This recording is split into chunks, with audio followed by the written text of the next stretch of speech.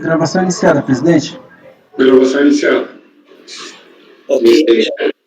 Ok, já iniciei a gravação também. Vamos dar início à sessão de julgamento do período da tarde do dia 6 de outubro de 2020, da segunda turma ordinária da quarta Câmara da segunda sessão do CARF.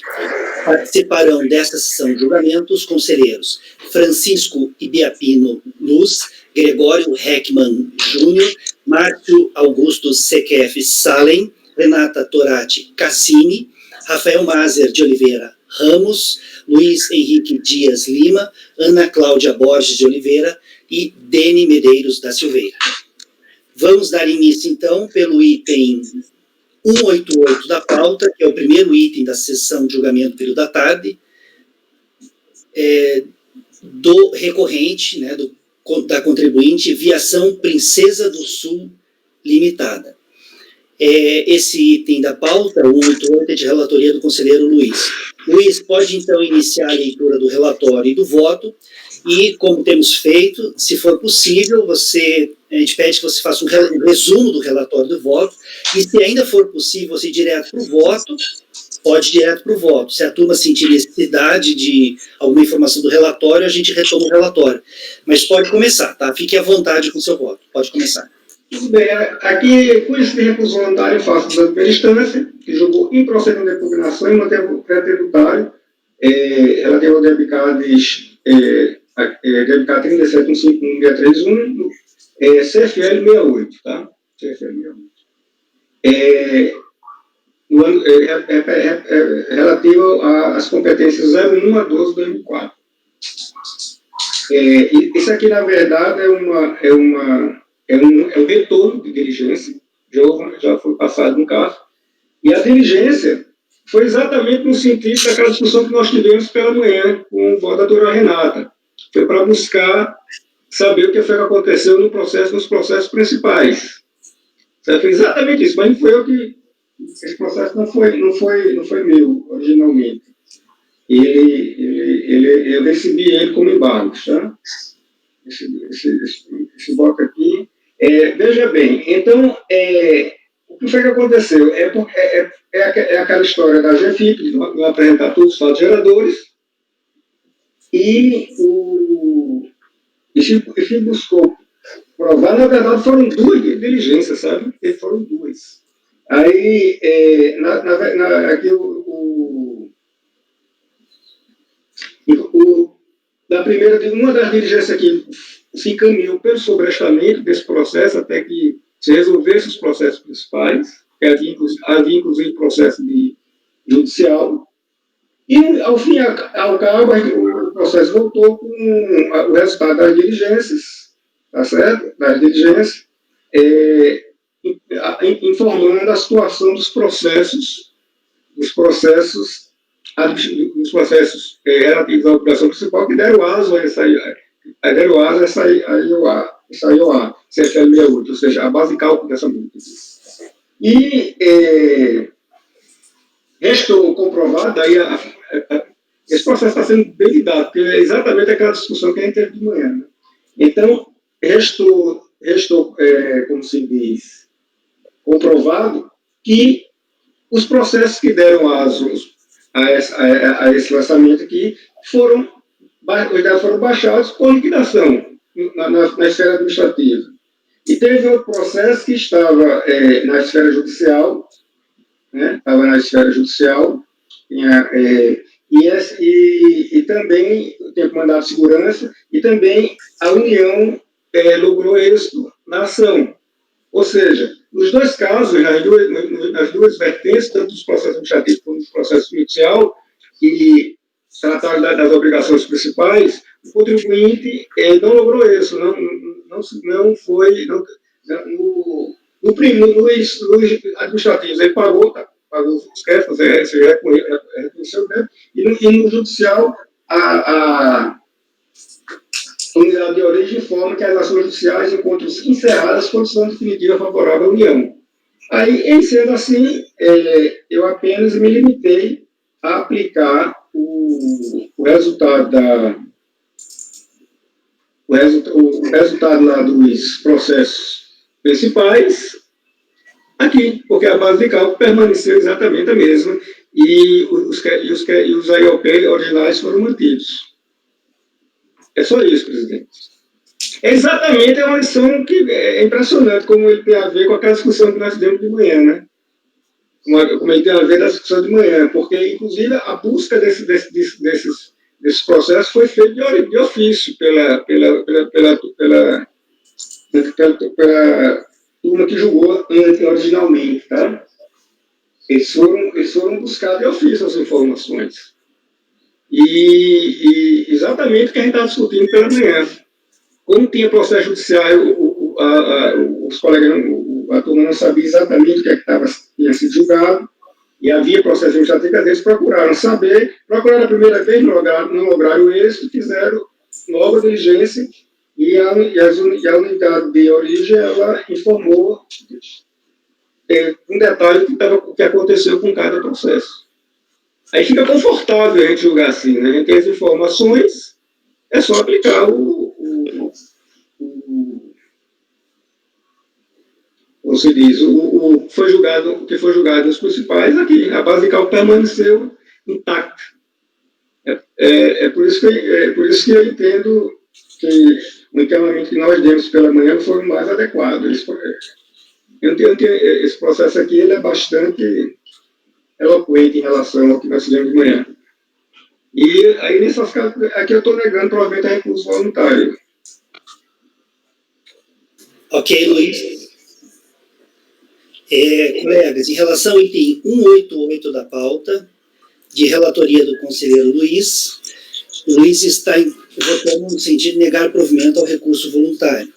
Esse aqui é a obrigação acessória, multa da GFIP, a obrigação principal foi mantida. Alguém diverge do voto do relator? Alguém gostaria de comentar o processo? Não? Eu também não divirjo. Então, em relação ao item 188 da pauta, restará assim consignado na ata. Acordam os membros do colegiado por unanimidade de votos em negar provimento ao recurso voluntário. Ok? Esse é o item 188. O próximo é o item 189. Renata, é de sua relatoria. Esse item é tranquilo, Renata? 189? 189. Deixa eu ver. Como eu tenho dito, e colegas, eu tenho repetido várias vezes ao longo da reunião, porque as sessões de julgamento são estanques, né, com gravações individualizadas, e muitos contribuintes eles vão no vídeo dos processos deles, não vão nos outros vídeos, né? Então eu fico repetindo sempre, né? Como nós estamos com uma pauta muito grande nessa semana, né, com quase 500 processos, uma média de 61 processos por reunião, então a gente está dando uma prioridade, uma preferência para os processos menos complexos, menos demorados para julgar, né? Então, quando o conselheiro aponta que um processo vai ser muito demorado, a gente pula esse por enquanto e fazemos o próximo. Aí, sobrando o tempo, a gente retoma. A gente está fazendo essa pergunta para os conselheiros o tempo todo. Então, tá, o item 189, Renata, Fundação Rede, eu não me lembro dele, preciso dar uma olhada aqui. Podemos pular? O próximo é meu também. Não, o próximo é o do Márcio. Ah, tá. Podemos pular para o do Márcio enquanto eu acho a Fundação Rede, por favor? Pode, beleza. Então, vamos fazer o próximo, então. Esse 190, Márcio, é tranquilo? Aqui vai depender de vocês, a leitura é fácil, o voto é fácil, o problema é que talvez você queira pedir vista, talvez de mesa para conferência de algo.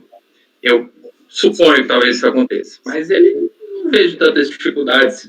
Tá, então vamos fazer esse 190, então. Colegas, vamos fazer agora, então, o julgamento do item 190 da pauta, da contribuinte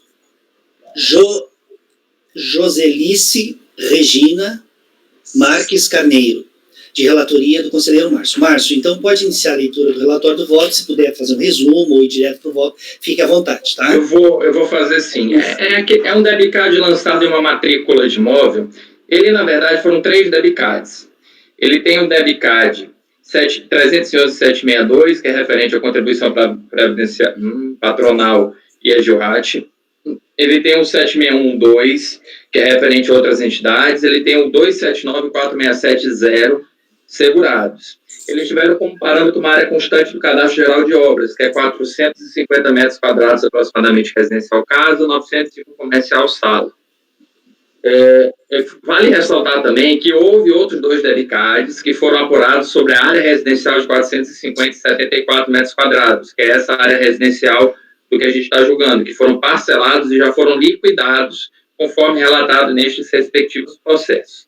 O problema desse caso, presidente, é porque foi um caso em que não foram todos os processos entregues à autoridade julgadora, mas foram diversos conselheiros que julgaram.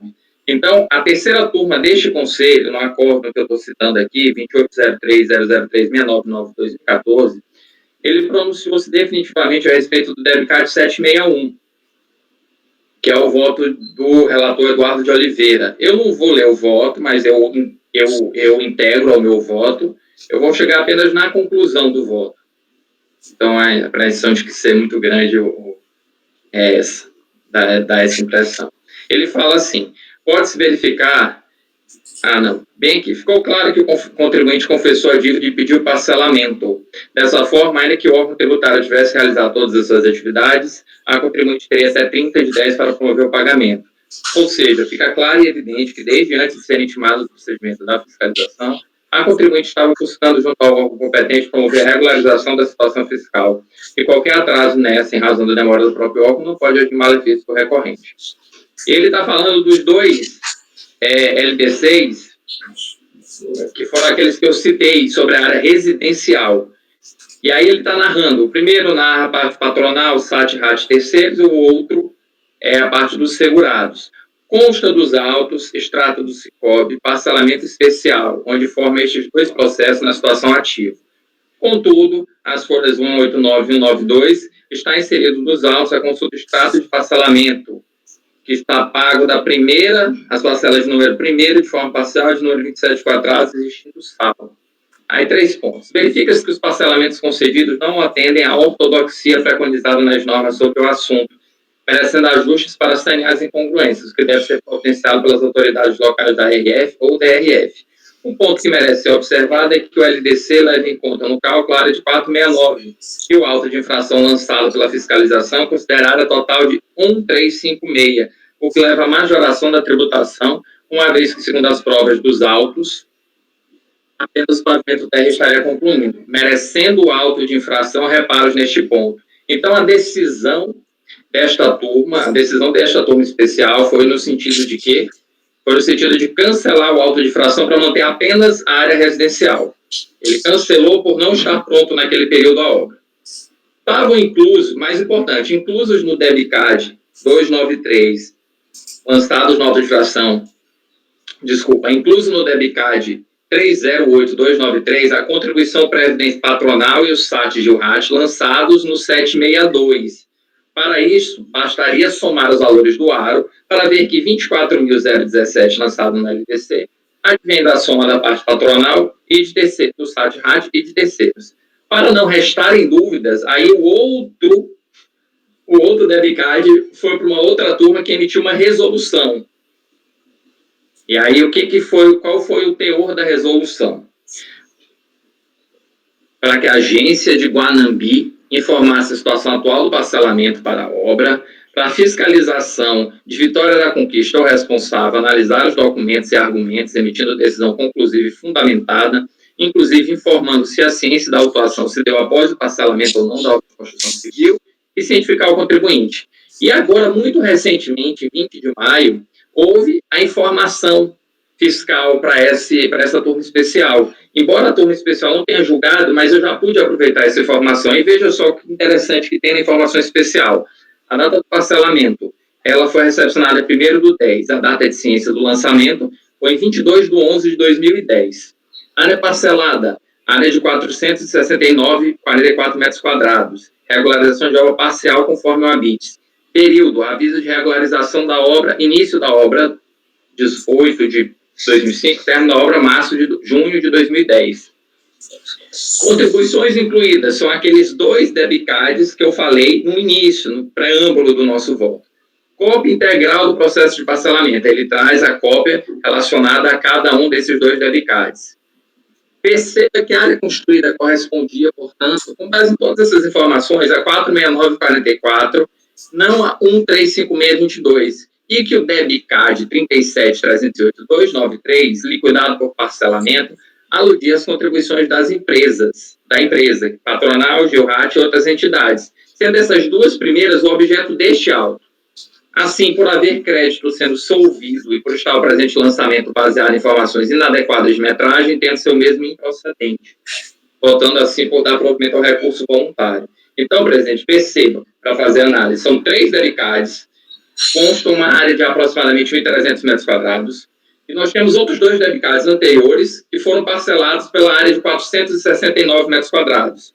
Chegou à conclusão, através desses elementos indiciários ou elementos acessórios aos autos, não são indiciários ou elementos concretos, mas acessórios aos autos, de outros processos, que a área não é 1.300, a área é 400. Se a área é 400 e se sobre essa área de 400 já houve um parcelamento, então não pode haver, aí sim, sob pena de bis in idem, né? Sob pena de exigir duplamente sobre a mesma área as contribuições previdenciárias. Eu falei que o voto ia ser mais rápido, mas eu imagino que você queira ver o processo. Eu vou, se ninguém pedir vista, eu vou pedir vista. Francisco, você pediria vista? Você que é o primeiro a votar? Ou você prefere votar? Não, eu posso pedir vista. De vista? Então tá. O Francisco é o primeiro a votar, então ele pedindo vista, não vai ter o voto dos demais conselheiros, só o do relator. E eu gostaria de ver esse processo, dar uma estudada. Ele é bem complexozinho no sentido de informações, ele tem vários outros processos, ele foi fatiado, e ele tem outros debit-cards anteriores que se referem à mesma área, então eu tinha por certeza que você pediria. Você não ia me decepcionar nesse ponto, né, presidente? Ele não é complicado, mas é cheio de detalhes, bem isso que você falou. Quando tem muito detalhe, assim, é bom pegar e dar uma olhadinha, né, para votar com mais convencimento. Então... Vista, né? Vista para o próximo mês, isso, né? Só para eu anotar aqui. Ele volta, para voltar, né? Todo mundo saiu da minha tela. Você está me vendo, Márcio? Estou te vendo, tu travou. Mas já tu volta para a internet, tá todo mundo funcionando aqui normal. Não, o dele para mim caiu.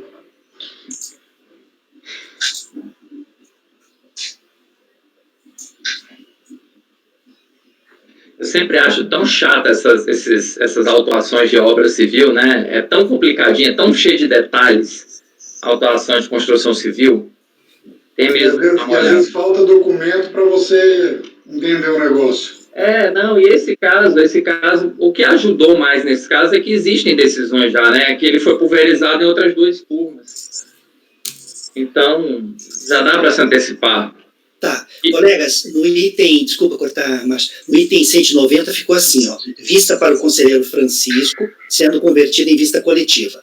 O relator apresentou seu voto, dando provimento ao recurso voluntário. Na sequência, houve pedido de vista. Os demais conselheiros não votaram, tá? Esse aqui eu quero dar uma estudadinha.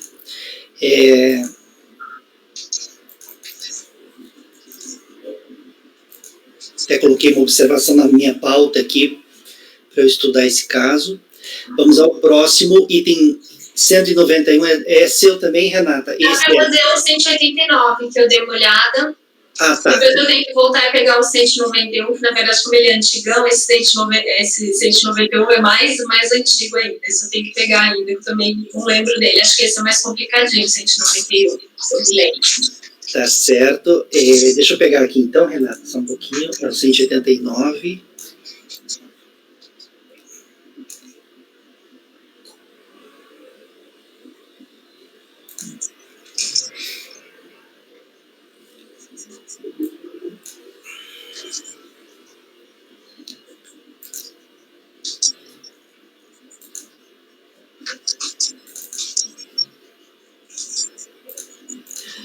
Colegas, a gente vai fazer agora o julgamento do item 189 da pauta, da contribuinte Fundação Rede Ferroviária de Seguridade Social, REFER, né? REFER deve ser a abreviatura. Esse item é de relatoria da conselheira Renata. Renata, então, pode iniciar a leitura do relatório do voto. Se puder fazer um resumo, a gente agradece. Se puder ir direto para o voto, se for possível. Esse eu vou ler uns trechinhos do relatório. O relatório e passa para o voto. Tá, depois eu vou... Fica à vontade, pode começar. Tá bom. Então, por bem escrever... nossa, um pernilongo aqui. Por bem escrever os fatos até o julgamento em primeira instância, adota o relatório da decisão recorrida abaixo transcrito. Trata-se de pedido de restituição de valores retidos em nota fiscal protocolada em 27 de 1 de 2005, relativa à competência 7 de 2004, o qual foi deferido inicialmente nos termos do ofício número 22, de 25 de 12 de 2005, da folha 45, sob o argumento de que não haveria previsão legal para a restituição a contratante de valores retidos, cabendo à contratada requerer a referida restituição. Cientificada do indeferimento do seu pedido, a requerente protocolou o documento de folhas 47, no qual questiona o motivo do indeferimento, alegando que seu pedido teve como base normativa o artigo 219 da Instrução Normativa DCI-NSS número 100 de 2003, tendo juntado aos autos todos os documentos exigidos pela referida norma, especificamente aqueles constantes nos seus artigos 215 e 216.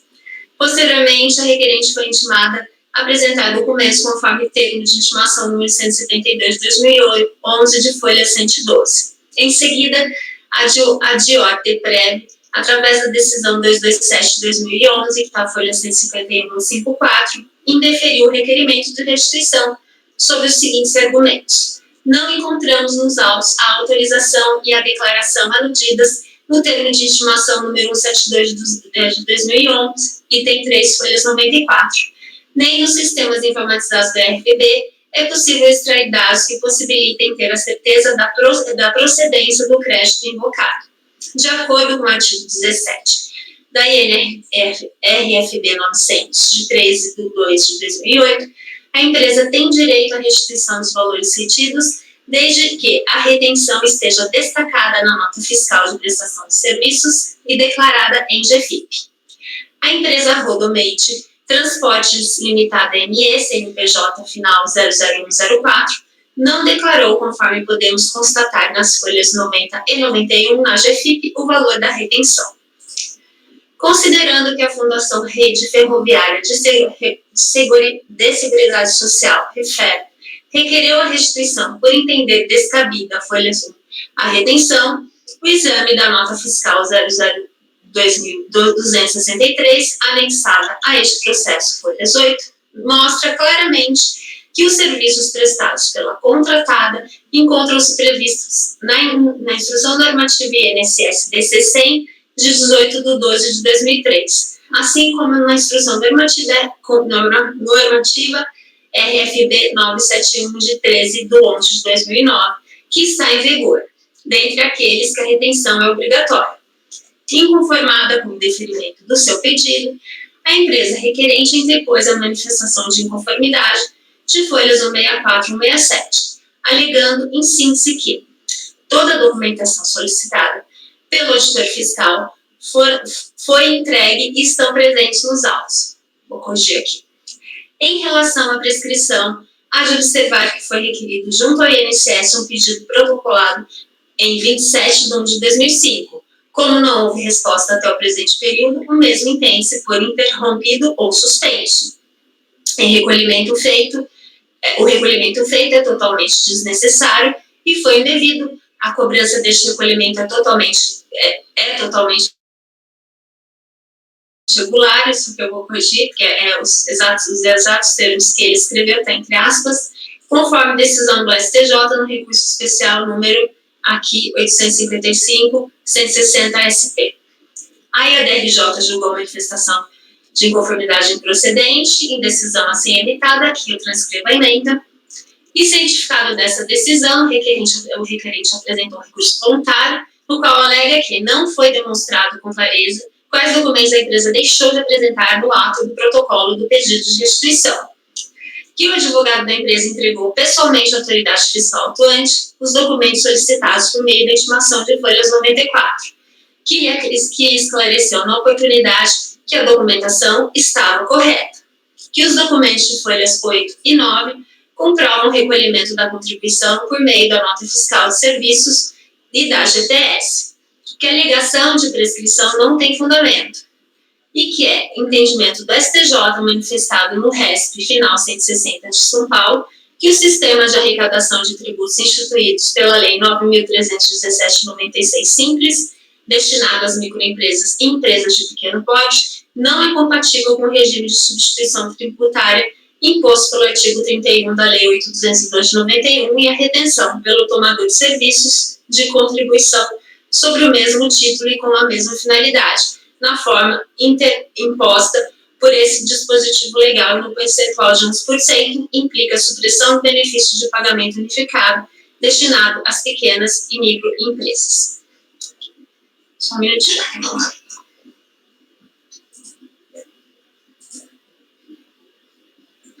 Não houve contra-razões, é o relatório. Então, vamos ao voto. Então, recurso voluntário tempestivo, aquela coisa. Conforme relatado, trata-se de pedido de restituição de valores cedidos em nota fiscal relativa à competência de 7 de 2004, no valor de R$ 4.950.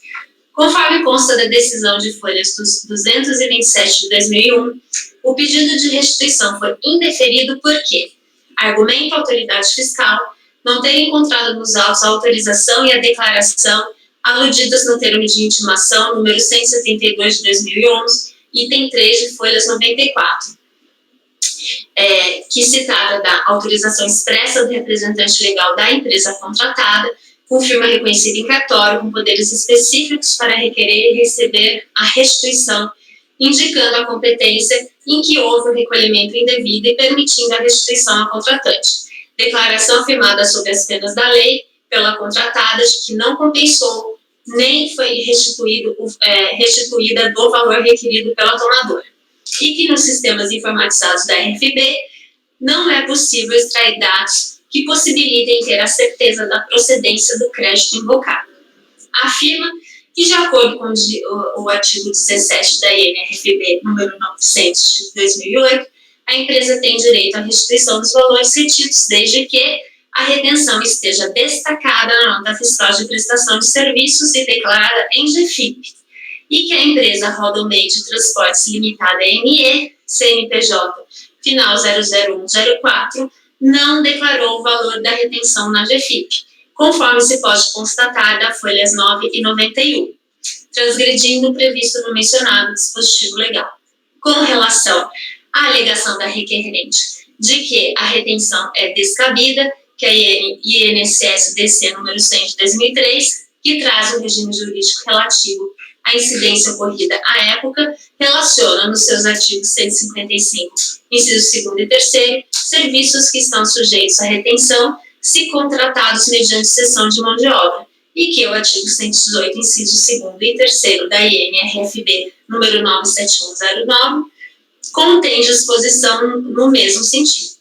Afirma que do exame da nota fiscal número 263, constata-se claramente que os serviços prestados pela contratada à requerente se enquadravam nos mencionados dispositivos, que estão em pleno vigor, razão pela qual a retenção tem amparo legal.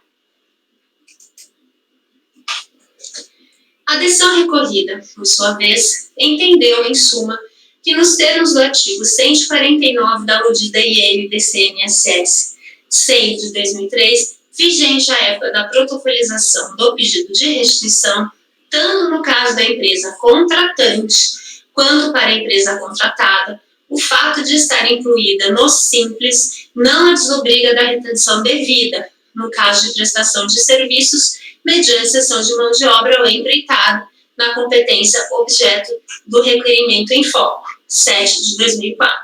Assim, o requerimento de restituição deve estar instruído com os documentos elencados no artigo 216 da mesma IE, e analisando-se os documentos constantes dos autos, verifica-se que não foram juntados aqueles arrolados nos incisos 5º, 6, 8 e 9 do mencionado dispositivo, pelo que não é possível acatar o pedido de restituição do requerente.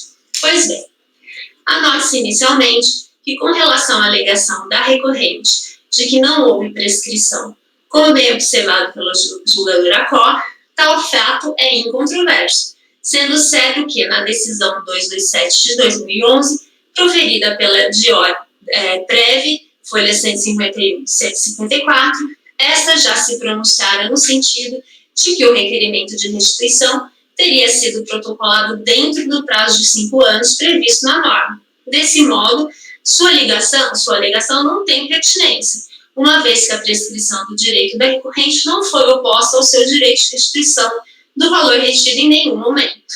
A recorrente alega, em seu recurso, que não foi demonstrado com clareza quais documentos deixou de apresentar no ato do protocolo do pedido de restituição. Entendemos, neste ponto, que não tem razão, pois o termo de intimação número 172 de 2011, a folha 112, é bastante claro ao solicitar ao recorrente a complementação dos documentos mediante a apresentação dos documentos ali relacionados. Um dos motivos para a decisão denegatória do pedido de restituição dos valores retidos, como relatado acima, seria o fato de que a autoridade fiscal afirma não ter encontrado nos autos autorização expressa do representante legal da empresa contratada, com firma reconhecida em cartório, com poderes específicos para requerer e receber a restituição, indicando a competência em que houve o recolhimento indevido e permitindo a restituição à contratante, e declaração firmada sob as penas da lei pela contratada de que não compensou nem foi restituída do valor requerido pela tomadora. Documentos esses objeto de solicitação ao recorrente por meio do aludido termo de intimação número 172 de 2011. No entanto, esse fato não procede, pois, consultando os autos, verifica-se que tais documentos se encontram anexados à folha 7 a 9 dos autos, de modo que este não é motivo legítimo para denegar a restituição pleiteada. A autoridade afirma ainda que o pedido de restituição da retenção não pode ser deferido, pois, conforme se verifica da nota fiscal de serviços número 263 de 12 de 7 de 2004, a folhas 11, a retenção não está ali destacada, e que a empresa Rodomeio de Transportes Limitada, ME, CNPJ final 00104, não declarou o valor da retenção na GFIP, como determina o artigo 17 da INRFB número 918. Ora, entendemos que esses fatos, igualmente, não podem fundamentar a negativa do pedido de restituição da retenção, pois, como afirma a própria autoridade fiscal na decisão número 227 de 2011, a folha 231, o pedido de restituição efetivado aos 13 de 10 de 2004 foi instruído com base nas determinações previstas na INSS-DC número 100 de 18 de 12 de 2003. E é fato que, embora tenha sido concluído quando já em vigor a INRFB de 2008, não se pode condicionar o deferimento do pedido de restituição ao cumprimento de obrigações impostas por normas que somente entraram em vigor após o protocolo do requerimento de restituição.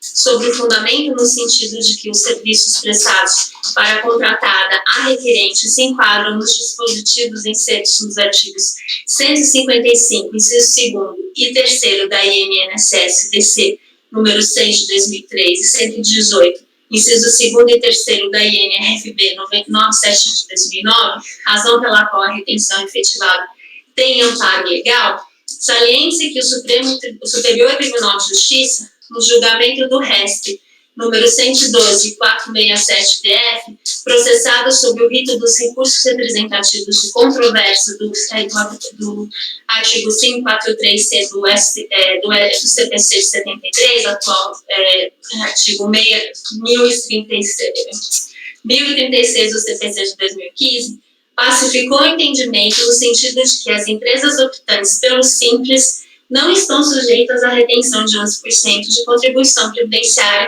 sobre a fatura de serviços, uma vez que há incompatibilidade técnica entre a sistemática de arrecadação da contribuição instituída pela Lei número 9.711 de de 2011, 9.708 de 98 e o regime do Simples. Em função disso, a Procuradoria-Geral da Fazenda Nacional emitiu o ato declaratório AD-PGFN número 10, de 20 de 2 de 2011, que autorizou a dispensa de apresentação de contestação e interposição de recursos nas ações judiciais que disputam a retenção da contribuição para a Seguridade Social pelo tomador de serviço quando a empresa prestadora é optante pelo Simples, como no presente caso, nos seguintes termos: nas ações judiciais que disputam a retenção da contribuição para a Seguridade Social pelo tomador de serviço quando a empresa prestadora é optante pelo Simples, ressalvadas as retenções realizadas a partir do advento da Lei Complementar número 128, de 19 de setembro de 2008, nas atividades enumeradas nos incisos 1º e 5º da parágrafo 5º C do artigo 18 da Lei Complementar 123, de 14 de dezembro de 2006. O acórdão recorrido, por sua vez, como dito, alega para manter a decisão que negou o requerimento de restituição da retenção, que nos termos do artigo 149 da aludida INDC INSS número 6 de 2003, vigente à época da protocolização do pedido de restituição, tanto no caso da empresa contratante quanto para a empresa contratada, o fato de estar incluída no Simples não a desobriga da retenção devida quando há prestação de serviços mediante cessão de mão de obra ou empreitada, razão pela qual o requerimento de restituição deve estar instruído os documentos elencados no artigo 216 da mesma IN, sendo que verifica-se que não foram juntados aqueles arrolados nos incisos 5, 6, 8, 9 do mencionado dispositivo. Entendemos, com todo respeito, que não tem razão julgador a qual. Há uma pela mesma razão já acima exposta, no sentido de que o STJ já pacificou o entendimento no sentido de que o sistema de arrecadação de tributos instituído pela Lei 9.317 de 96, simples, destinado às microempresas e empresas de pequeno porte, não é compatível com o regime de substituição tributária imposto pelo artigo 31 da Lei 8.212 de 91, e a retenção pelo tomador de serviços de contribuição no percentual de 11% implica a supressão do benefício do pagamento unificado destinado às pequenas e microempresas. E a duas, porque o R-julgador trouxe fundamentos novos, inéditos, para o indeferimento do requerimento de restituição de retenção, que não foram mencionados pela autoridade fiscal preparadora, nem informados ao contribuinte, o que não é admitido pelo ordenamento jurídico. Com efeito, o julgador arrola outros documentos, quais sejam aqueles apontados no artigo 216, incisos 5º, 6º, 8º, 9º da INDC e INSS número 6 de 2003, que não teriam sido apresentados pelo recorrente, razão pela qual não seria possível acatar o seu pedido de restituição. Ora, houvesse documentos ainda faltantes, caberia à autoridade fiscal responsável pela análise do requerimento de restituição de retenção solicitar a sua apresentação ao recorrente, tal como fez por meio do termo de intimação de número 172 de 2011 de folha 112, podendo tê-lo feito e sendo o mesmo caso de tê-lo feito, naquela mesma oportunidade. Se não o fez, não pode o julgador de primeira instância denegar o requerimento de restituição formulado pelo recorrente com base em fundamentos de fato novos. Por essa inovação, afronta a segurança jurídica e viola o direito do contraditório, à ampla defesa e ao devido processo legal, uma vez que é em relação àqueles fundamentos apresentados pela autoridade fiscal preparadora que foram fixadas as premissas fáticas e jurídicas da negativa do pedido de restituição, em relação aos quais o recorrente construiu a sua defesa. Por outro lado, tem razão o recorrente quando alega que os documentos de folhas 11 e 12 comprovam o recolhimento da contribuição por meio da nota fiscal de serviços e da GPS correspondente. De fato, parece-nos que tais documentos, aliados ao documento de folhas 10, demonstram o recolhimento e a retenção, de modo que a restituição deve ser deferida. Diante do exposto, voto por dar provimento ao recurso voluntário. Renata, esse é um daqueles para fazer em 4 horas? Pior que é, né? Sim. Misericórdia.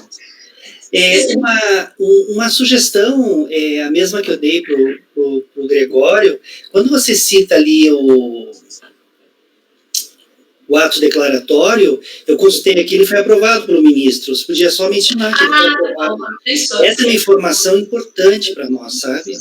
Então, ela até mas como já tem o repetitivo, a gente está vinculado pelo repetitivo. Então, eu vou acrescentar. Mais mas se não declarar, a gente já está vinculado pelo repetitivo. Sim. Então, é uma informação adicional. Eu vou pôr assim. Eu acho que, nesse caso, que a bunda não prejudica. Exato. Mas não seria por isso que a gente deixaria de estar vinculado a uma norma que já está aqui, que seria o repetitivo. Tá. Colegas, alguém gostaria de fazer algum comentário em relação a esse processo? Somente parabenizar a Renata pelo trabalho. Ai, obrigada. Vou dizer, deu trabalho, porque assim, eu não tinha a menor ideia de nada disso. Não, e tudo. E não é sentar e escrever tudo isso aqui, né? Tem que estudar tudo isso aqui, né? A riqueza de dados colocado, tanto quanto aquele do Márcio também, sobre a obra. Exato. Você toma muito tempo esses detalhes. Toma. É um fator. Colegas, então, esse aqui ninguém diverge, né? Eu também não vou divergir. Agora eu vou procurar da Protodente, se puder, porque o da Protodente eu acho que ele é de julho, de, sei lá, abril, não sei, eu vou lá achar onde ele está. Tá bom. Colegas, em relação ao item 189 da pauta, então, de relatoria da conselheira Renata e do contribuinte, da contribuinte Fundação Rede Ferroviária de Seguridade Social, REFER, ficará assim o resultado. Acordam os membros do colegiado por unanimidade de votos em dar provimento ao recurso voluntário. O próximo item da pauta agora seria também seu, Renata. Como é que está o processo o 191, da Prontodente? Então, eu só falei, se puder ir para o próximo, eu vou procurar. Eu não lembro, ele deve ser de julho, abril, sei lá de quando ele é. Ele é difícil. Então, eu vou procurar. Tá, já tem 2 agora, Márcio, do hospital comunitário. É tranquilo de fazer? Eu estou com saudade de falar essa expressão, mas é manteiga de garrafa.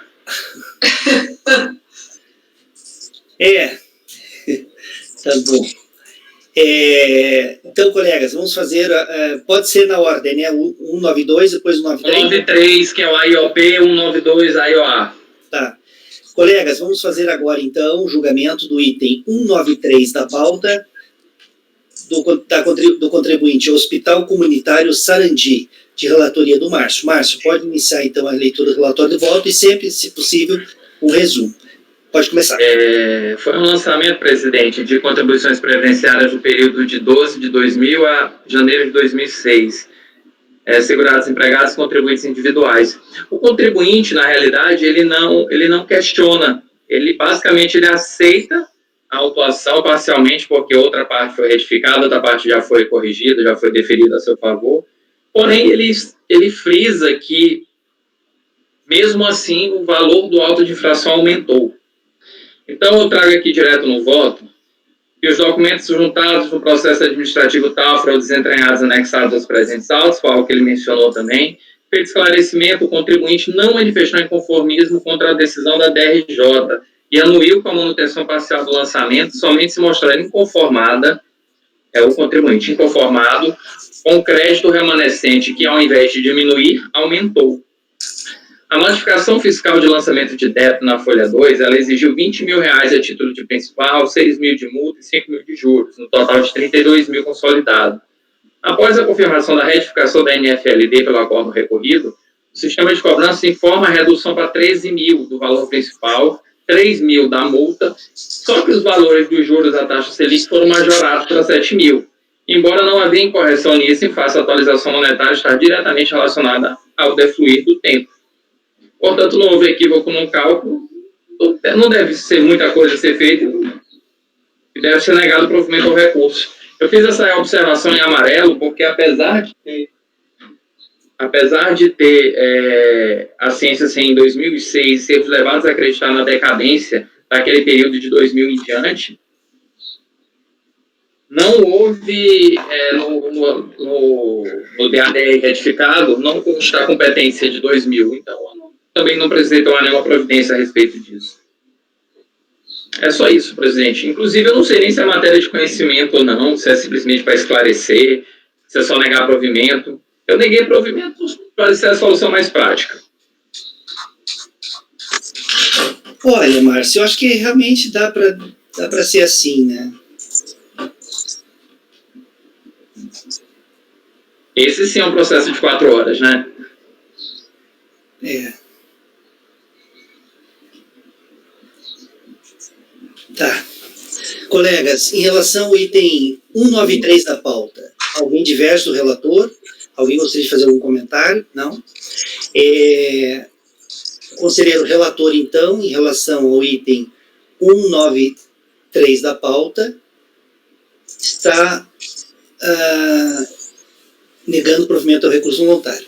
Então, colegas, como que ninguém diverge, eu também não divirjo, no item 193 da pauta, restará assim consignado na ata. Item 193 do contribuinte, Hospital Comunitário Sarandi. Acordam os membros do colegiado por unanimidade de votos em negar provimento ao recurso voluntário. Vamos agora ao item 192, então, né, Márcio? Pode começar, do mesmo contribuinte, pode começar. 192 é o CFL 68, que é acessório ao auto principal, então vou direto ao voto. Aqui o contribuinte fala, ele requer apenas o reconhecimento de irregularidades dos lançamentos abaixo listados, pois lançados no processo administrativo que a gente acabou de julgar, e a relevação da multa contra estes. Primeiro, não houve o alegado bis in idem, depois o processo supracitado refere-se à falta de insuficiência do recolhimento da contribuição previdenciária, 3 pontos, e os autos correntes, a materialidade diversa, a prestação da GFIP sem informação da totalidade dos fatos geradores. São, todavia, processos umbilicalmente amarrados, pois a retificação da obrigação principal com a redução da base de cálculo repercute na obrigação acessória, e foi isto que ocorreu segundo o anexo à NFLD tal, contribuições devidas pelos segurados empregados não recolhidos, e também da justificativa da retificação dos valores. Aí, presidente, eu trouxe, então, exemplos que mostram esses contribuintes que ele indagou na retificação do lançamento originário que a gente acabou de julgar. A gente pode ver, por exemplo, Eunice, mantido. Aí, aqui embaixo, Edmundo, Elcimar, Giovanni, retificado, mantido, retificado. Então, foram 2 mantidos e 6 retificados. Salvo em relação a Eunice e Edmundo, houve a retificação do lançamento correspondente aos segurados enumerados na tabela do contribuinte, devendo ser cancelada a obrigação acessória referente à prestação da GFIP em relação às ocorrências das quais fora retificado o lançamento. Assim, o voto dá parcial provimento ao recurso voluntário para retificar o auto de fração da obrigação acessória, com o cancelamento correspondente às ocorrências para as quais houve a retificação do lançamento no auto de infração de aplicação principal, que é apenas uma decorrência do auto anterior.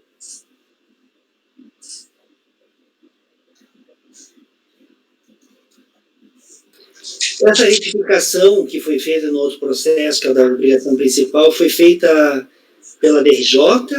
Foi feita pela DRJ? Sim. E ela julgou os 2 processos e ela não aplicou a retificação nesse?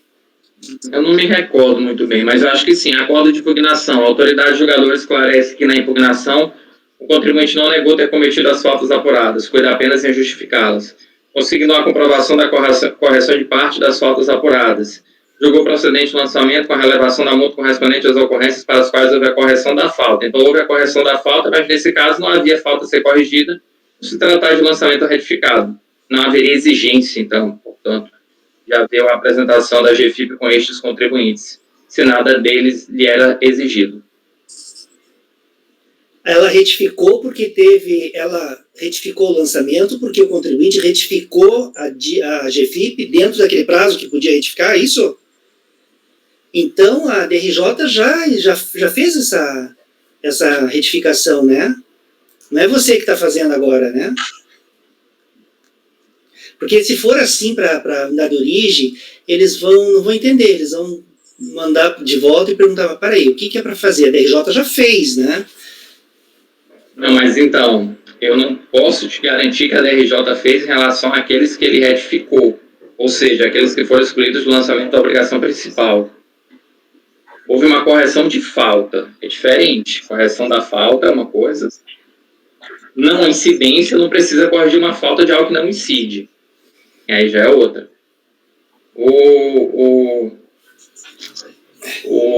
Só no processo, se quiser olhar o... Não, Marcos, vamos fazer assim, ó. Eu vou pedir uma vista de mesa desse, tá?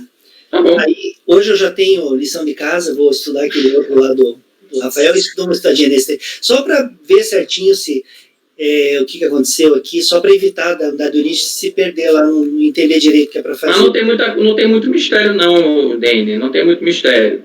Tá bom? O voto é de uma página, voto pequeno, tá? Eu acho que tu olha rapidinho isso. Tranquilo, então. Então, colegas, item 192 da pauta é vista de mesa, tá? Mas aí ele vai sair amanhã, então, né? Provavelmente, a data vai ser de amanhã. Sim, no acórdão você vai colocar a data em que eles for concluído o julgamento, né? A gente iniciou o julgamento agora, só que daí estou pedindo vista de mesa, e aí ele vai ser julgado ou amanhã ou quinta. E aí você vai colocar a data do dia do julgamento daí, né?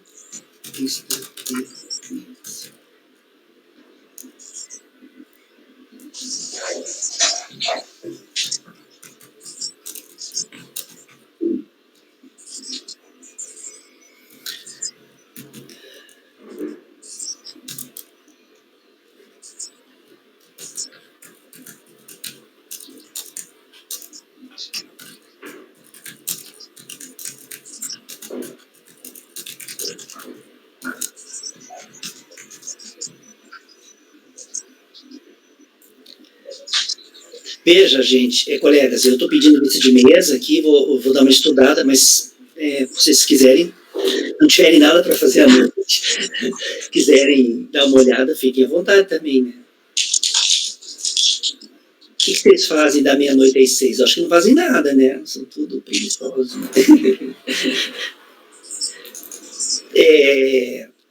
Tá, esse foi o item 192 da pauta, né? Vista de mesa, dou uma estudadinha. Quando eu voltar, vocês também já venham daí com a ideia já pronta para se acompanhar ou não o relator. Próximo agora seria... Vamos fazer 191? 191? Tá, vamos fazer 191 então, que é da Renata. Esse 94 é um pouco chatinho. Acho que a gente pode deixar para depois e adiantar outros. Tá, então, deixa eu só pegar aqui, Renata. Eu já tinha pego. Não tinha pego, não. Peraí.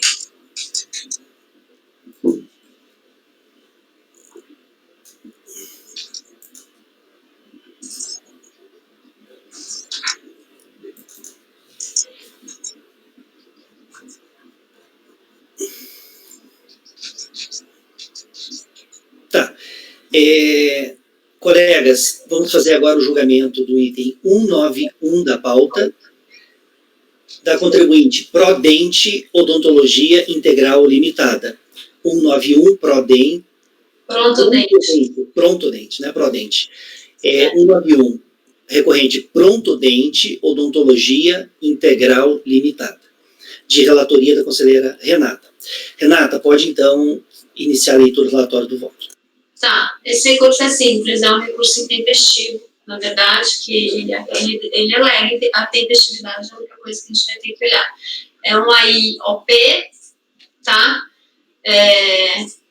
No qual são exigidas contribuições destinadas ao custeio da Seguridade Social correspondentes às rubricas segurados, empresa e contribuinte individual, incidente sobre remunerações pagas a segurados e empregados, e a contribuições individuais, financiamento de benefícios concedidos em razão do grau de incapacidade laborativa, bem como contribuições destinadas a outras entidades e fundos. E a diferença entre o declarado em GFIP e o recolhido em GPS, tá? Então, eu vou direto lá para o voto, tá? o recurso o recurso voluntário é intempestivo.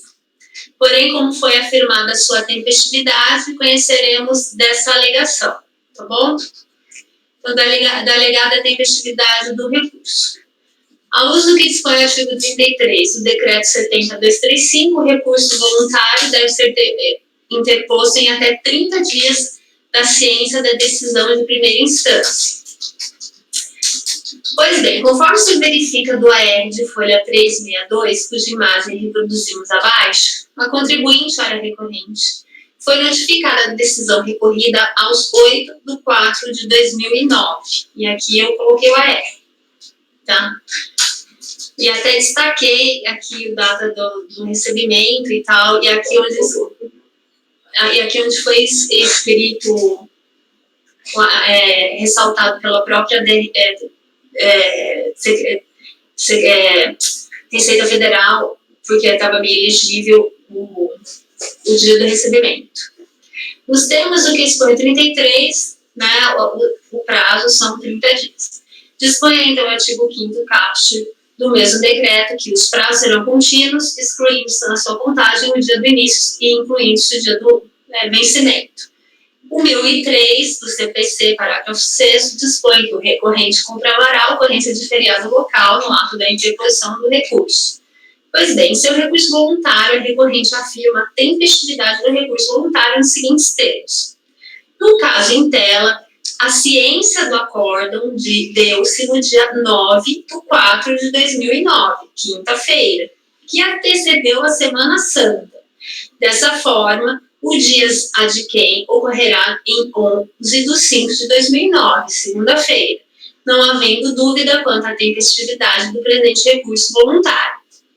No entanto, conforme se verifica do aviso de recebimento, cuja imagem reproduzimos acima, a correspondência por meio da qual se deu ciência à recorrente do acórdão recorrido foi recebida aos 8/4/2009, uma quinta-feira. Portanto, o termo inicial da contagem do prazo para a interposição do recurso voluntário, nos termos dispositivos acima transcritos, foi o dia 9/4/2009, uma quinta-feira, dia útil, que antecedeu o feriado de Páscoa da Sexta-feira da Paixão, quando, no entanto, o transcurso do prazo para a interposição do recurso voluntário já houvera tido início no dia anterior. Desse modo, o termo final para a interposição do recurso voluntário foi o dia 8/5/2009, sexta-feira, também dia útil. Ocorre que, conforme se verifica dos autos, a folhas 365, a recorrente somente interpôs seu recurso voluntário aos 11/5/2009, quando já transcorrido o prazo de 30 dias previsto no artigo 33 da Decreto 70.235 para que o fizesse, sendo seu recurso, portanto, intempestivo. Antes exposto, voto por não conhecer, acho que eu devo ter perdido alguma coisa, por não conhecer, voto por conhecer parcialmente do recurso voluntário, conhecendo apenas da alegação de tempestividade para, nessa parte conhecida, negar-lhe provimento. Ok, Renata. Colegas, alguém gostaria de fazer um comentário em relação a esse processo? Essa questão da quinta-feira ser um dia útil, essa questão é pacífica, porque eu acho ela meio controversa, não sei. E aí o recurso ficaria tempestivo. Qual que é a questão, Ana? Porque a ciência ele teve ciência no dia 8, quarta-feira, e começou a correr no dia 9, quinta. O judiciário mesmo tem um feriado integral, dia 8, 9 e 10. Em geral, as repartições da Receita também são feriados. Eu sei que... Teria que aferir se na unidade de origem onde foi feito o protocolo, se tinha expediente normal no dia, porque, por exemplo, aqui em Salvador, quinta-feira de Semana Santa, agora não, que a Receita mudou de lugar, mas antes era lá embaixo, na cidade de baixo, lá no comércio, fechava. Aqui em Brasília também. Eu olhei lá no calendário, no Rio de Janeiro, era dia normal. Mas a questão é o funcionamento interno. Né? Porque nem todas as repartições são, assim, dependendo do lugar, são expediente normal, assim, né? Tem sempre, sempre meio que tem que ver assim no dia exato. Eles colocam um ponto facultativo, né? Mas ele arguiu alguma coisa a respeito, porque a prova de feriado local municipal, e nesse caso também... Não, mas não é feriado, Márcio, não é feriado. Eu olhei no calendário, procurei. Ele tem um calendário. Pelo calendário, era dia útil. Ele não sei como é. a prova. Eu não sei como é em São Luís, mas em dias úteis, em vários locais, o expediente não é cheio, sabe? Até meio-dia, 1 hora, 2 horas, sei lá. Aí, em sendo assim, não caracterizaria o expediente normal, né? É isso que a Ana está querendo, está colocando exatamente isso aí. Mas não caracterizaria expediente normal por conta do quê, Luiz? É porque, assim, talvez algumas partes. O Gregório Bento trouxe a informação que lá que não funcionava, era um feriado informal, não é isso, Gregório? É Semana Santa aí, que a gente está falando de Semana Santa, né? Aí na quinta-feira não é feriado, beleza. Não é feriado, realmente não é feriado. Mas em vários locais, em várias cidades, e você não tem expediente normal, porque já tem uma comemoração da população. Aqui em Salvador, por exemplo, acho que agora não quer receita mudou de lugar, mas antes, quando era lá embaixo, na cidade de baixo, não tinha, porque já era festa. Aqui mesmo, eu fiquei muito tempo em escritório, né? A gente fazia uma escala, assim, cada um com seu tribunal, órgão. Pessoal do judiciário, feriado. Pessoal do TCU se lascava. Pessoal da defesa, meio termo. Então, se não tem o funcionamento... Mas ele argumenta alguma coisa disso, Renato? Oi? Ele fala que ele argumenta que é normal, ele argumenta que foi feriado. E que era feriado nesse dia. Eu acho que ele não adianta ele argumentar. A Ana mesmo usou no recurso dele, argumentar sem provar, mesmo que não argumentar. Ele tinha que fazer uma prova, não adianta ele argumentar. No calendário, era dia útil. Ele tem que provar. Ele que fosse na repartição e trouxesse a prova de que depois que era feriado. Não adianta ele alegar que era feriado. No calendário era dia útil. No CPC é claro, quem tem que provar que era feriado local é a parte. Como é que eu vou saber? No calendário é útil. Essa questão que faz administrativo é bem isso aí, depende da cidade e depende do que saiu. Tem cidade que funciona normal e tem cidade que não funciona. Então, se a competência dele de protocolo, que ele poderia protocolar em qualquer outra para garantir, ou botar no correio para garantir, né? Só que ele não demonstra nada. Então... Mas não adianta, Rafa, se a repartição não tinha expediente, não adianta esse argumento que eu poderia em outro. Tanto que hoje é eletrônico, então não tem... Chegou falando, já pode protocolar. Tudo bem, só que ele tem que demonstrar que a repartição está fechada, isso que a gente está falando eu concordo. Isso, de acordo com o CPC atual, mas a lei processual que é vigente aos autos seria aquela de quando ele protocolou o recurso voluntário? Não, mas o CPC não alterou essa regra. Essa regra existe desde 1973. Acho que desde sempre, desde o anterior. Bom, vamos votar, pessoal. Vamos votar. Conhecimento. Eu acho que quem quiser divertir, pode divertir. Vamos votar. Para não ficar engalhado aí nesse processo. Eu consultei aquele site de feriados lá e não...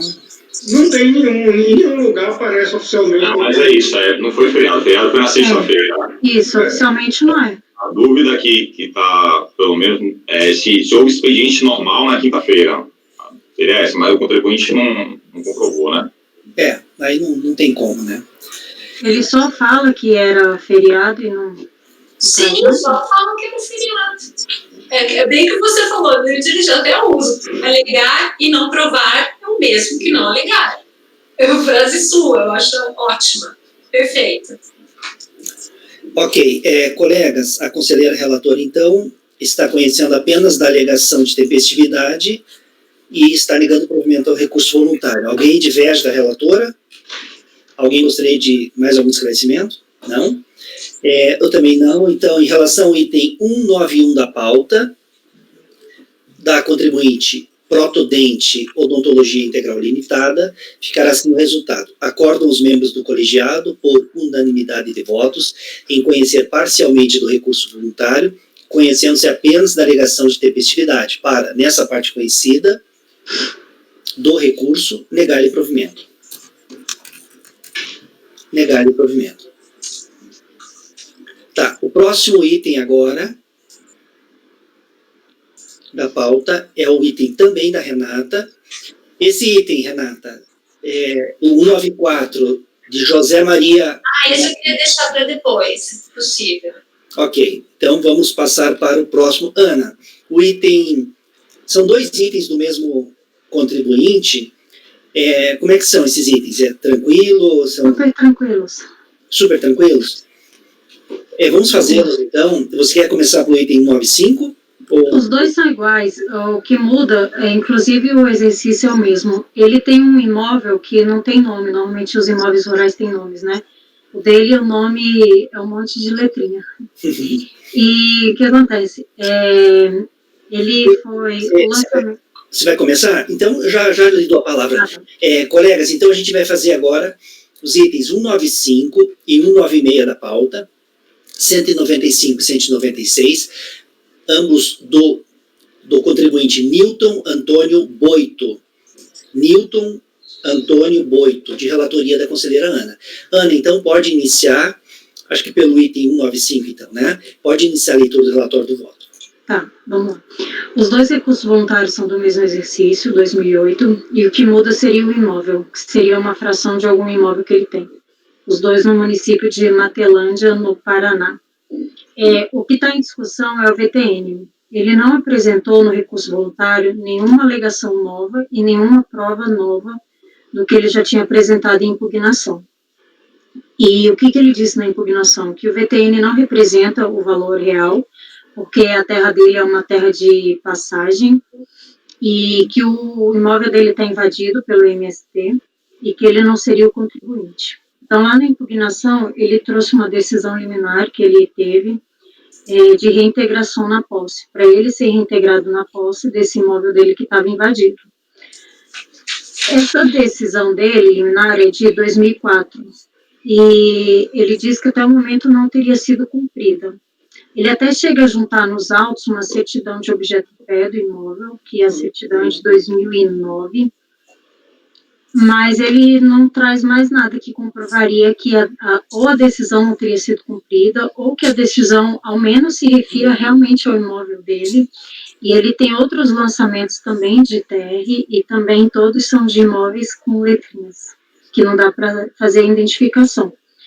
Então, o acórdão da DRJ, ele é bem pequeno e bem simples, e ele fala, olha, se você fala que o VTN não está correto, eu preciso de um laudo.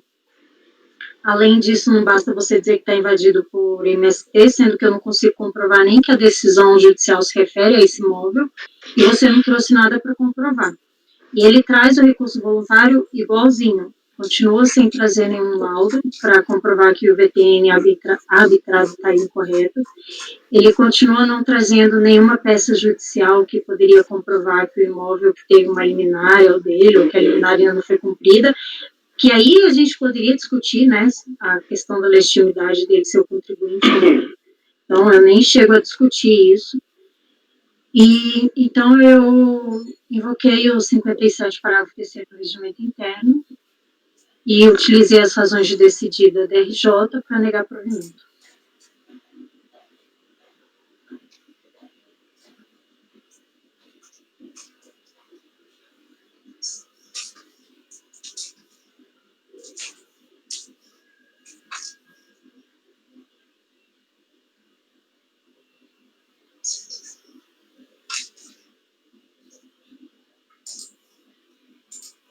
Tá sem áudio, Dani?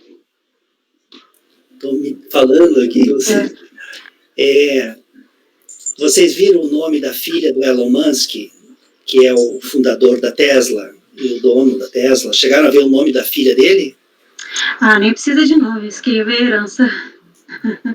A filha dele eu até abri aqui para falar para vocês, se chama XAEA-12. Esse é o nome da filha dele. Eu tinha visto isso, e eles projetaram, não foi em algum lugar o nome? Num prédio para anunciar o nome? Teve uma história dessa? Pode ser. Eu nunca vi, achei muito diferente, assim, né? É X, aí, AE, aquele AI grudado, sabe? O A e o Ezinho grudado, daí espaço, A, hífen 12. Esse é o nome da filha dele. Bem interessante. Então tá, gente, nesse caso aqui do item 195 da pauta,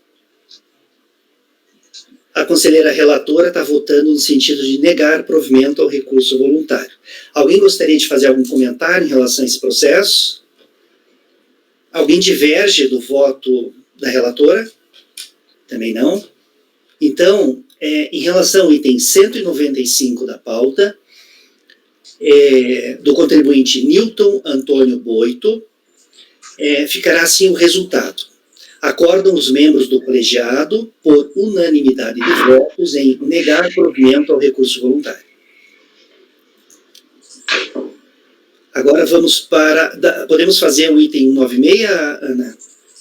É a mesma coisa? Idêntico? Idêntico, só mudou, é outro imóvel, outra letrinha de imóvel, né? É outra letra, mas as alegações recursais são as mesmas, igualzinho. E as razões de são as mesmas, né? Mesmo. Colegas, ninguém diverge, então, né? Do item 196, né? Então, em relação ao item 96, restará consignada a mesma decisão do item 195. Acordam os membros do colegiado, por unanimidade de votos, em negar provimento ao recurso voluntário. Agora vamos passar para o item 197 da pauta. Gregório, esse é tranquilo? É um recurso de ofício. Recurso de ofício. Tá, vamos fazer esse. Daqui a pouquinho a gente faz intervalo, tá, colegas? Vamos esperar um pouquinho. A gente até começou um pouquinho depois das 14. Podemos passar um pouquinho das 16, daí a gente faz intervalo. Vamos fazer o item 197 agora.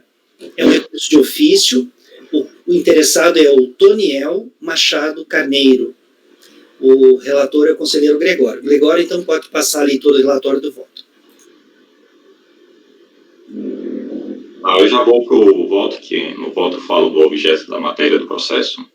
Então, eu estou conhecendo do recurso de ofício, isso era o limite de alçada do mérito. Conforme exposto no relatório supra, trata-se presente caso de notificação de lançamento com vista a exigir débito de TR em decorrência da constatação pela fiscalização das seguintes infrações: não comprovação da área de produtos vegetais, não comprovação da área de pastagem e não comprovação do BTN. Em face da impugnação apresentada pelo contribuinte, a DRJ julgou procedente em parte o lançamento fiscal, restabelecido integralmente a área de pastagem declarada e ajustando o BTN arbitrado, fazendo a conversão do alqueire goiano para hectare. Fazendo, então, análise de cada uma dessas matérias de forma individualizada. Então, aqui é recurso de ofício. Então, o que está em discussão são justamente essas duas matérias, a área de pastagem, que foi estabelecida pela DRJ, e o ajuste que ela fez no BTN arbitrado. Com relação à área de pastagem, o contribuinte trouxe aos autos em sede de impugnação diversos documentos, que eu listei aí: relatório de inventário de animais emitido pela médica veterinária, certificado de estabelecimento rural aprovado pelo Serviço de Rastreabilidade de Cadeia Produtiva de Bovinos e Bovalinos, SISBOV, relatório de vacinas contra a febre aftosa, notas fiscais de aquisição de vacina, enfim, uma série de documentos. Em função desses documentos, o órgão julgador de primeira instância destacou e concluiu que, aí eu já estou no primeiro, segundo e terceiro parágrafo dessa transcrição do acordo da DRJ, constitui documento hábil para comprovação do rebanho apacentado no imóvel decorrido no ano de 2009, por exemplo, ficha de registro, vacinação e movimentação de gado. Aí são os documentos possíveis de comprovação. O requerente apresentou nos autos do processo demonstrativo de vacina contra a febre aftosa emitida pela Agrodefesa, Agência Goiana de Defesa Agropecuária, referente inclusive ao ano base de 2009, onde indica que foram vacinadas contra a febre aftosa em 28 de maio de 2009, 2.480 cabeças de animais. E em 26 do 11, no mesmo ano, 2.638 animais, fazendo uma média de 2.559 animais. Com essa quantidade média de animais apacentados no imóvel, pode-se concluir que a fazenda Jamanta dispõe de quantidade de cabeças de gado suficiente para ocupar a área declarada, levando-se em consideração o índice de lotação mínima fixado para a região onde se situa o imóvel. Corrobora a informação supracitada dos documentos constantes, folhas 64 e 66, que eu já citei em cima, né? Então, por todo exposto, o órgão julgador de primeira instância restabeleceu a área de pastagem declarada pelo contribuinte. Concluo, não há reparos a serem feitos na recorrida decisão. De fato, os documentos trazidos aos pelo contribuinte em sede de impugnação deixam extremo de dúvida a existência de rebanho apacentado no imóvel objeto da autuação, impondo-se assim o reconhecimento da área de pastagem declarada pelo autuado em sua DTR de 2010 e, por conseguinte, a manutenção da decisão de primeira instância neste ponto pelos seus próprios fundamentos. Em relação ao VTN, com relação ao arrendamento do valor da terra nua realizado pela autoridade, o contribuinte na impugnação apresentada destacou que a fiscalização erroneamente informa que o impugnante havia concordado com o valor de R$12.000 por hectare, o que não é verdade, pois, se analisado o teor da resposta apresentada ao fisco, a concordância quanto ao valor supracitado é por alqueire, o que equivale a R$ 2.479,74 por hectare. Para demonstrar o equívoco cometido pela fiscalização quanto à pauta do município, o valor de R$12.000 refere-se a alqueires e não a hectare, como comprova o decreto em anexo. E aí a DRJ, de fato, corroborou com esse entendimento, houve um equívoco da fiscalização nesse sentido. Ela trocou, né, alqueire com hectare no final das contas, e a DRJ só fez esse ajuste em relação ao valor do VTN. Então, no final das contas, a conclusão é negar provimento a recurso de ofício.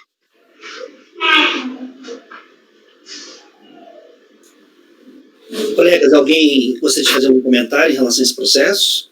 Alguém diverge do voto relator? Eu também não.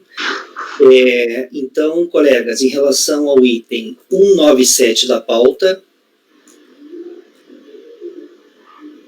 referente ao contribuinte Otoniel Machado Carneiro, restará assim consignado na ata. Acordam os membros do colegiado, por unanimidade de votos, em negar provimento ao recurso de ofício. Esse foi o item 197. Vamos para o item 198. Francisco, esse item é de sua relatoria. Como é que está? É um item tranquilo de fazer? Ou é bem rápido, é tranquilo. Tranquilo? Podemos fazer então? Colegas, vamos fazer então o item 198 da pauta, de relatoria do Francisco. Esse item é da contribuinte Reflorestadora Scherer Limitada. Reflorestadora Scherer Limitada, item 198, do relator Francisco. Francisco, pode então iniciar a leitura do relatório do voto.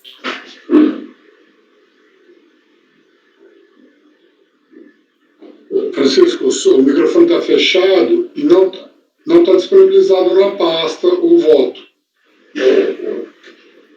198 não está? Não. Só se vier errado, mas eu não achei. Também não estou vendo aqui. Não está não, Chico. Peraí. Então, um minutinho, por favor.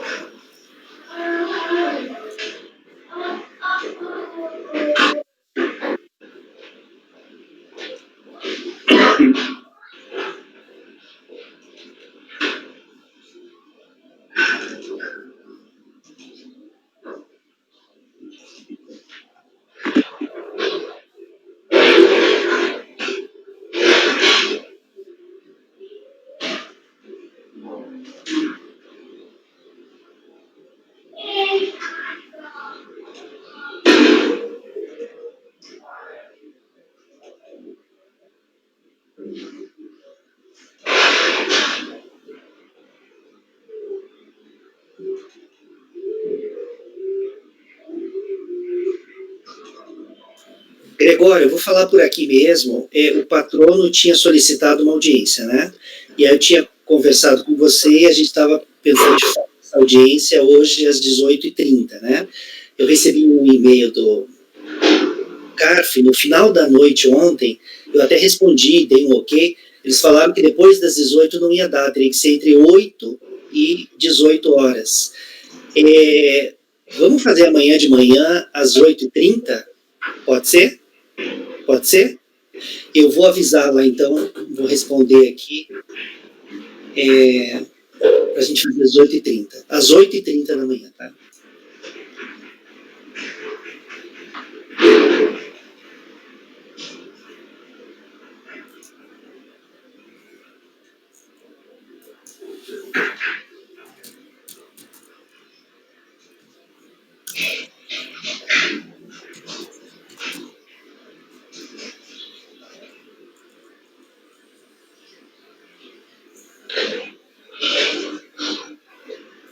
Tá lá já, tá aqui.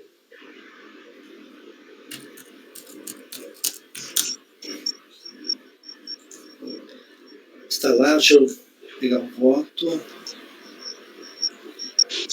Eu vou pela planilha, se o grupo tiver necessidade, o voto está disponível, eu estou com ele aberto aqui, a gente pontua nele também, se preciso, se for o caso. Só um instantinho, Francisco.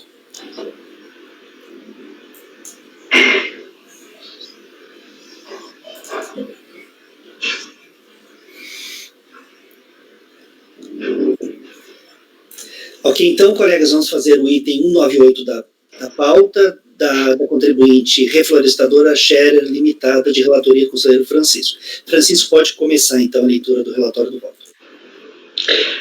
Houve arbitramento do VTN do exercício 2007, aí a contribuinte, quando impugnou, ela questionou o VTN e pretendeu também retificar para incluir área de floresta nativa e área de interesse ecológico, mas não apresentou ADA e nem apresentou laudo. A DRJ manteve o arbitramento e admitiu retificar a declaração, mas negou por falta do laudo para efeito do VTN e do ADA para efeito da área de interesse ecológico. E no recurso, a temática é a mesma, ele não acrescentou nada. Então, eu estou negando o provimento por falta de ADA em relação à área de interesse ecológico, a questão da retificação, área de floresta nativa de interesse ecológico, e por falta de laudo, o arbitramento do VTN. E foi considerada aptidão agrícola no arbitramento. Esse é o voto.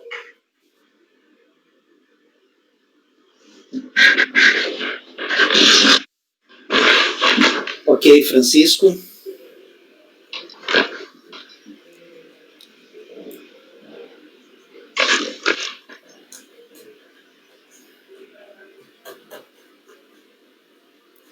Colegas, o conselheiro relator está votando em relação ao item 198, de negar provimento ao recurso voluntário. Gostaria de fazer algum comentário em relação a esse processo? É glosa de área de interesse ecológico? Na retificação ele pretendeu retificar a área de interesse ecológico e uma área de floresta nativa, ou vegetação. E aí, em relação a essa área de interesse ecológico, não tem ato do poder? Tem o ato do poder. Agora não tem o ADA.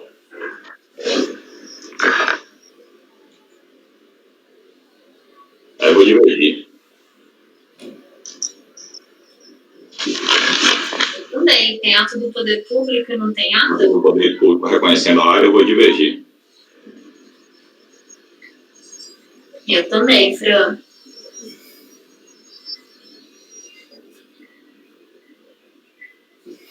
Acompanho o Greginho. Tá, colegas, o relator, então, está votando por negar provimento ao recurso voluntário. Vamos fazer a coleta individual, então, de votos. Gregório diverge, né, Gregório? Em relação a essa área De interesse ecológico. de interesse ecológico. Não tem ADA, mas tem o ato do poder público, né? O Gregório diverge. Daí o Márcio, como você vota? Eu acompanho o relator, presidente. Relator. Renata, você acompanha a divergência do Gregório. Rafael, como você vota? Eu acompanho a divergência. Divergência. Luiz, como você vota?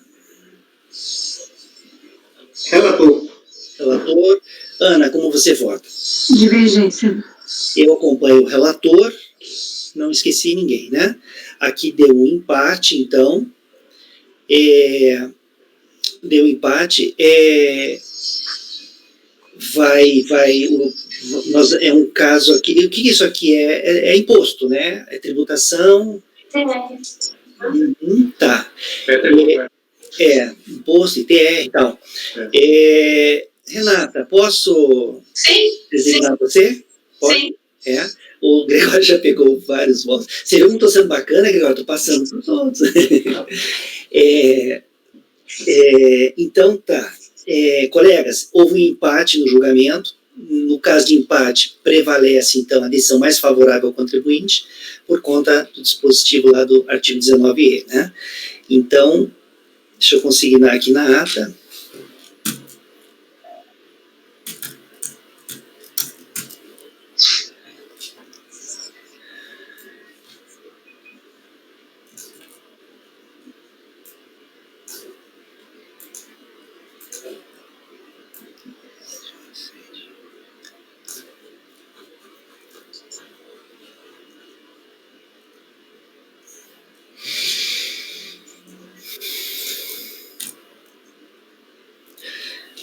Você conheceu integralmente do recurso, né, Francisco?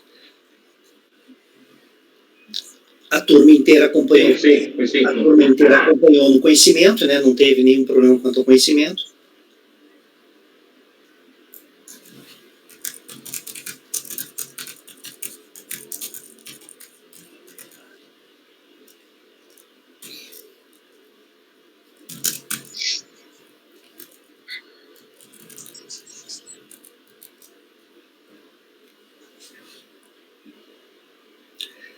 É provimento parcial, né?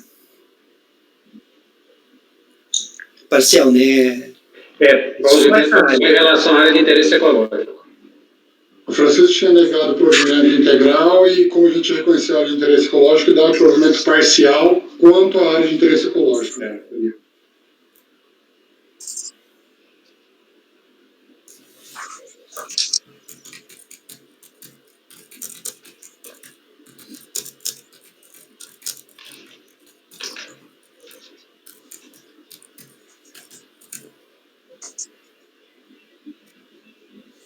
Essa área de interesse ecológico, ela está mensurada em algum documento? Tá, tem um documento é um órgão estadual. Deixa eu pegar ele aqui, que eu botei na tela aqui. Deixa eu ver qual é a folha dela aqui.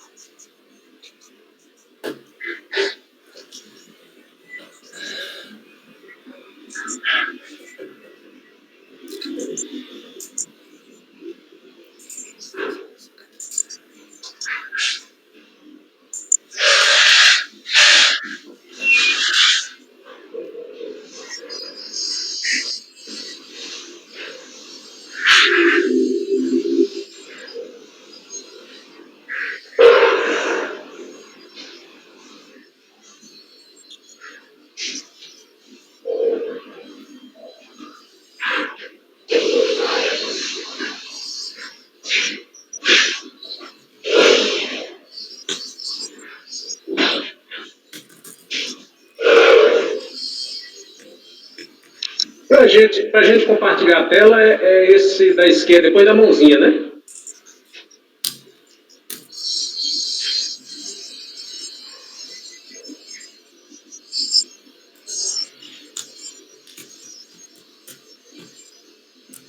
Estou colocando compartilhar a minha tela e está aparecendo...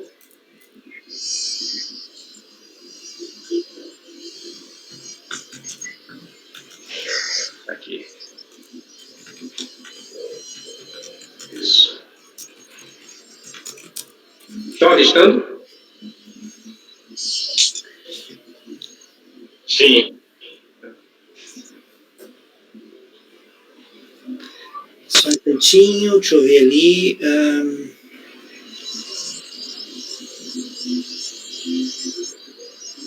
Agora, A área de interesse ecológico está ali? Eu não estou vendo. é porque aqui, ó. Gerência de estudos, conservação, secund, declaração. É porque, assim, às vezes não vem com o nome de interesse ecológico, é de interesse ambiental. Ó. Daqueles que as terras florestais, tal, situado logo sítio dentro e fora do perímetro urbano do Parque Estadual, tal. A legalidade de protocolo regulamentado, artigo proibido as seguintes atividades, tais. Ou se composto pela mata-terra, regulamento decretual, tal. Na verdade, aqui me surgiu até uma dúvida. Isso seria uma declaração, né, de interesse ecológico, né? Mas isso aí não é um ato do poder público, é um ato, isso aí é um Não, esse órgão é um órgão, ele traz como, agora que eu estou vendo aqui, ele não diz expressamente que é de interesse ecológico, ele está dizendo que está dentro dessa área aqui, né? Eu entendo que supre. Porque ele institui aí uma série de restrições, né? E está dizendo que está dentro da área aqui, né? Está dizendo que está dentro da área de onde é que ele diz aqui? Cita dentro do Parque Estadual da Serra do Tabuleiro. E aí bota as restrições. Eu, na verdade, não me ative a analisar muito isso, porque ele não apresentou laudo nem nada, né? Então, não... Agora, eu entendo que isso aqui, ele tá confirmando que a área está ali dentro, né? Não sei, bom, aí eu... Mas, gente, eu preciso colocar no dispositivo um texto que a unidade de origem consiga executar, né? Aí ela vai abrir o processo e ela vai ficar... Daí eu vou registrar aqui a área de interesse ecológico. Aí a unidade de origem vai lá e não encontra a área de interesse ecológico. Aí vai voltar para nós o processo para a gente esclarecer o que é isso, né? Mas no recurso não está pedindo determinada área? No recurso ele se refere a esse documento aí. Deixa eu passar aqui o recurso. Francisco, que tal a gente fazer o seguinte? Eu já tenho bastante lição de casa. Deixar como lição de casa para você. Você verifica com calma hoje, ou pode ser até amanhã. Mas não tem. Veja bem, não tem o que verificar, não tem outro documento, é só esse. Aí é quem vai julgar e vai entender o seguinte: isso é uma declaração de interesse ecológico ou não é? Porque eu olhei, como eu não analisei isso daí, eu acho que seria uma situação até mais interessante, talvez, para o Gregório, que puxou a divergência, achar. Eu acho que ele está dizendo que está dentro daquela área ali, né? Porque eu não me ativo, porque faltou o lado, eu já vou negar o provimento, entendeu? Tá, colegas, eu não pronunciei o resultado ainda, né? Eu estou redigindo aqui. Gregório, você quer pedir uma vista de mesa para você hoje à noite, amanhã? A gente pode julgar até quinta e você olhar com calma, pode ser ou não? Pode ser. Pode ser? Só para você ver certinho se esse documento satisfaz o teu entendimento e tal, né? Porque se realmente não tem, assim, um documento, né, vai ser complicado até para a Receita lá executar. Então tá, eu vou colocar a vista de mesa, aí vou colocar que você vai dar uma olhada, né? Se eu tiver tempo, eu também dou uma olhada. Então, ó, vista de mesa.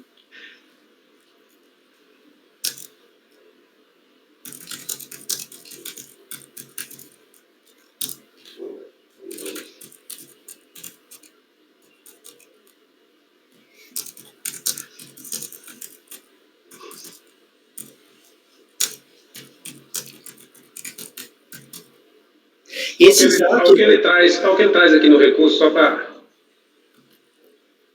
Tal, direito de TR, tal, incluída a área do parque estadual, assim declarado por lei estadual, com área tal de 2567, declaração do Fátima, que é essa aí, órgão ambientalista do Estado, Esta é garantida pela letra B do inciso 2 do artigo 10 da lei, que ele está remetendo, ele está ligando, claro, é um argumento dele, mas ele está ligando essa declaração. Então, não tem outra, é essa declaração.